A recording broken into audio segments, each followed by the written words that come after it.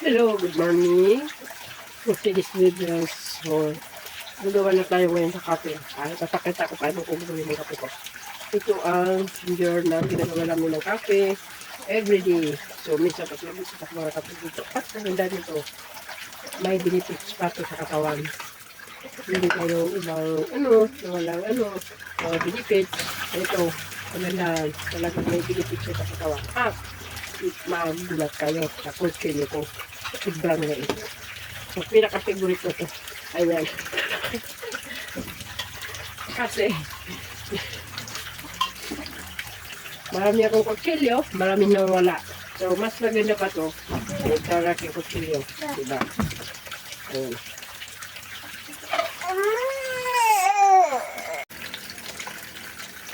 Pakita ko sa inyo paano ko didikdik dito. Ganun. So, ito ang ating baso. So, paano ganun natin ito. Kasi lumalabas na yung ano niya. Ano ba yun?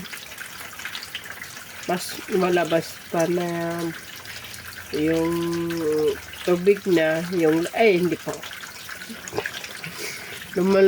mas lumalabas pa yung lasa niya pag dinikdik. Pag hindi mo dinikdik, so hindi siya lumalabas. So normal na iniinom mo, pero may lasa na hindi naman very ba, maliit lang. Kung pag dinikdik mo, sobrang sarap. Yun ang napakaiba. Yung una, yun, hindi ko dinikdik. So, sinubukan ko dinikdik. Sobrang sarap pala yun. Always ko ginagawa na yung dinikdik. Pero, nasubukan ko yung bumibili na rin ako na yung tapos na talagyan na lang coffee na dito, wala kang ginagawa. So, mas masarap pa ito. Kaya ito, guys. Awagan nyo So, ito na tapos na pagdikdik ko. Ito. So, lagyan na natin ito ng mainit.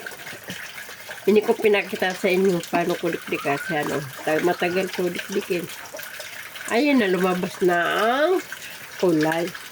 Pag hindi po dikdikin na hindi to lumalabas ang kulay niya at hindi nang lumalabas na lasa.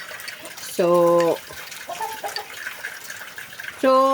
normal. Yung ang sabi ko, smooth lang, maliit lang. So, it's very smooth ang lasa to at mararamdaman mo na yung sarap. Yung mas ganda ng pakiramdam. So, gusto ko i-share ko sa inyo. Gawin nyo din sa inyong mga pamilya, anak. So, ito nakaka-healthy to sa katawan at lalo na sa tayo may edad na mas ito na naka-healthy. So, kasi siyempre herbal na.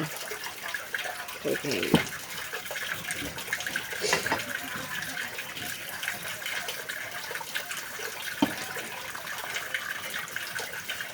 Ayan.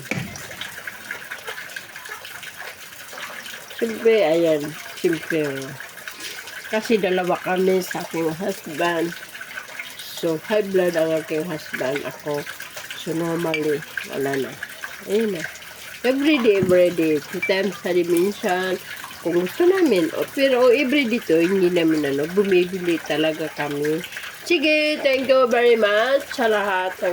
Maraming salamat sa manonood. Mag-like kayo, mag-comment kayo kung anong gusto niyo pang herbal na tikman natin. Kasi, mahilig ako sa herbal. So, itong, ang importante, healthy ang katawan natin. Yun lang. So, kahit hindi tayo maganda, so, basta healthy ang lawas. Anin mo ang kagandahan kung ang katawan mo naman na bang, hindi siya healthy. So, okay na. Guys, maraming salamat sa manonood sa akin. Magla-like, mag-share sa aking nisi-share sa inyo. At everyday may share ko. Mag-comment po kayo kung ano ang herbal na tikman natin. So, willing po ako gawin sa inyo yan para makita nyo sa akin. Thank you very much.